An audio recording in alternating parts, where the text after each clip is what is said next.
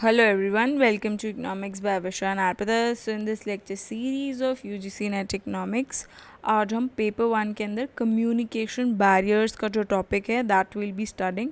इसमें will study what all are the barriers जिसकी वजह से कम्युनिकेशन जो है वो प्रॉपरली नहीं हो पाती and what are the ways to tackle the communication barriers.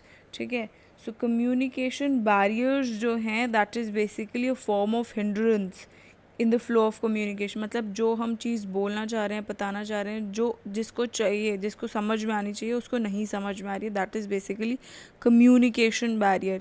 जैसे कि when one party is not able to get the message, जो दूसरा बंदा, दूसरी पार्टी जो है वो एक्यूरेटली या क्लियरली वो बताना चाह रहे हैं but the other person is not getting.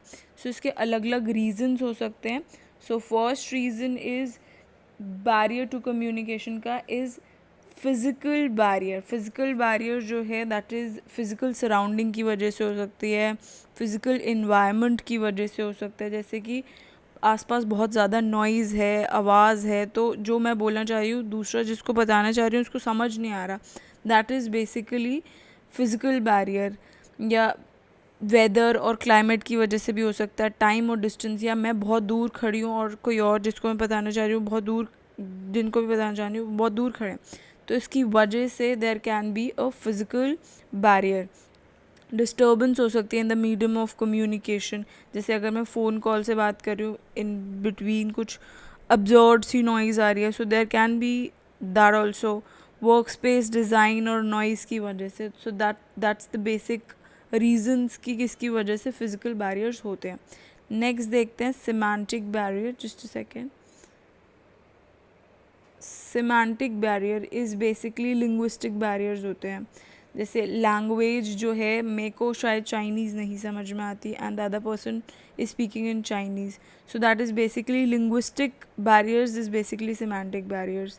I have very little language proficiency in any other language except Hindi and English, तो उसकी वजह से there can be semantic barriers. जैसे मुझे फ्रेंच नहीं आती या जर्मन नहीं आती और the other person is speaking in the same language, German और फ्रेंच, बट मुझे जो बोल रहे हैं समझ नहीं आ रहा, सो that is because of the semantic barriers. So do not have knowledge about the use of the word, वो वर्ड क्या यूज़ कर रहे हैं. फॉल्ट अगर बीच में कोई ट्रांसलेटर है और वो फ्रेंच को इंग्लिश में कन्वर्ट कर रहे हैं बट ट्रांसलेशन जो है वो सही नहीं हो रही है, there is a faulty translation, तब भी प्रॉब्लम हो सकती है. There can be barrier because of that. Misunderstanding develop हो सकती है बिकॉज ऑफ मीनिंग जो वर्ड का है वो डूल मीनिंग हो सकता है, वर्ड्स और सिम्बल्स जो हैं वो थोड़े अलग हो सकते हैं, सो उसकी वजह से भी मिसअंडरस्टैंडिंग क्रिएट हो सकती है. Next is barrier to communication due to organisational barrier. So organisational barrier, जो ऑर्गेनाइजेशन में मेंबर्स हैं, there can be manager, supervisor, employees, directors, इनके बीच में कम्युनिकेशन बैरियर्स हो सकते हैं, that is because of the organisation barrier. Organisation में बैरियर्स अलग अलग तरीके से होते हैं, जैसे कि लैक ऑफ सुपरविजन, अच्छे से नहीं हो पा रही है, तो जो ऊपर वाले बोलना चाह रहे हैं जो नीचे तक डिलीवर हो रहा है, there can be that also. Inappropriate information transmission हो रहा है, उसका सिस्टम जो है, transmission system is in that great. Unclear organisation, hierarchy का ही समझ नहीं है, nobody is know, do not know कि मुझे किसको रिपोर्ट करना है, किसको क्या बताना है, किससे मुझे काम मिलेगा. So there can be organisational barrier.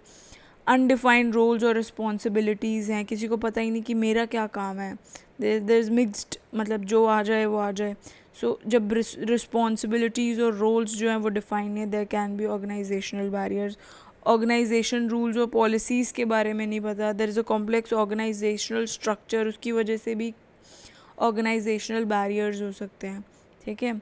Next is personal barrier. So personal barrier जो है हो सकता है लैक ऑफ, मतलब जो सुनने वाला है उसके स्किल नहीं है अच्छे इतने कि वो सुनता ही नहीं है, समझता ही नहीं है, तो लैक ऑफ लिसनिंग स्किल्स हो सकते हैं, सिलेक्टिव अटेंशन और परसेप्शन है उसका, कुछ नॉलेज नहीं है, लैक ऑफ वोकेबलरी अच्छी नहीं है, तो उसकी वजह से प्रॉब्लम हो सकती है. और शायद जो सेंडर है और रिसिपिएंट है, they are unwilling to communicate, वो कम्युनिकेट करना ही नहीं चाहते हैं, so because of that there can be personal barriers. ठीक है.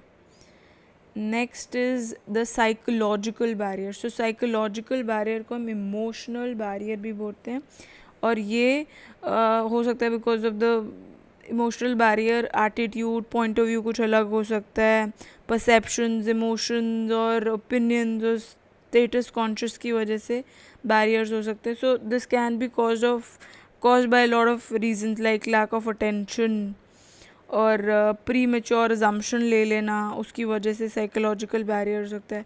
और इतनी ज़्यादा जो रेसिपिएंट है ऑफ द इंफॉर्मेशन उसकी इतनी रिटेंशन पावर नहीं है, तो उसकी वजह से साइकोलॉजिकल बैरियर हो सकता है.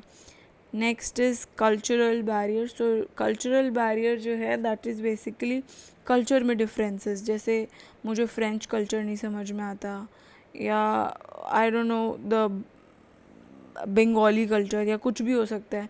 सो उसकी वजह से there can be a barrier. So word symbols में be understood in different way, अलग तरीके से समझ में आए. So there can be cultural barrier. ठीक है.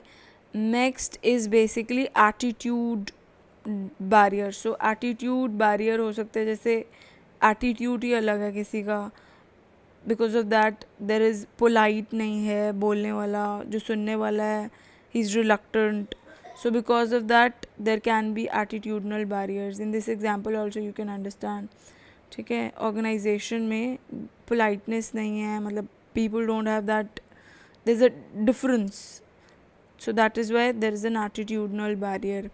Next is technology barrier. Technology मतलब outdated technology use कर रहे हैं. और जो accessibility barrier है, communication ऑनलाइन ऑफलाइन की वजह से मोड ऑफ कम्युनिकेशन में प्रॉब्लम हो सकती है. मतलब इतनी अच्छे से टेक्नोलॉजी अपडेटेड नहीं है, शायद किसी की है और दूसरा आउटडेटेड है.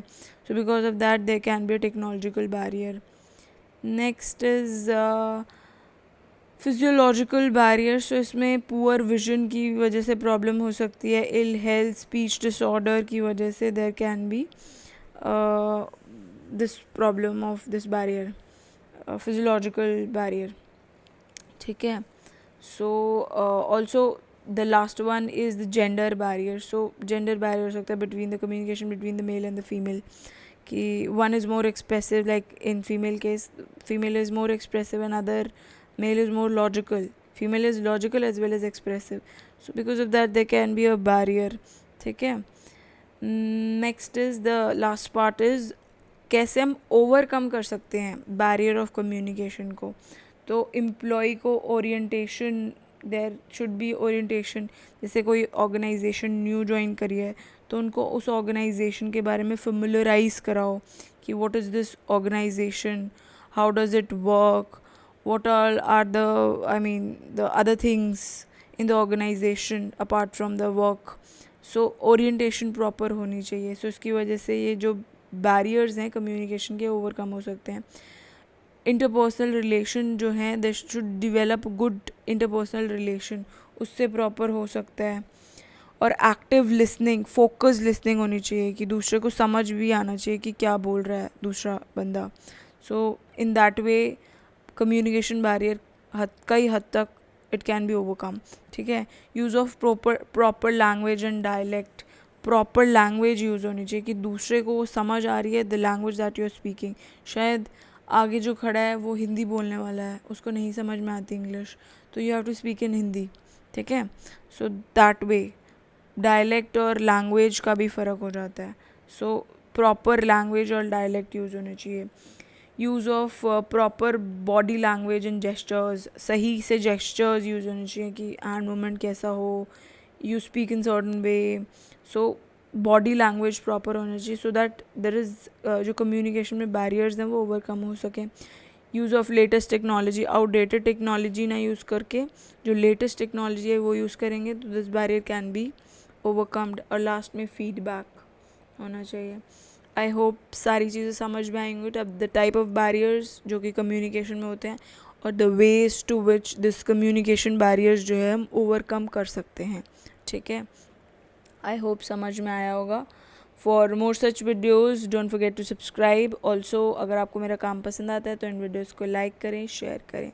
Okay, bye bye. Thanks for watching.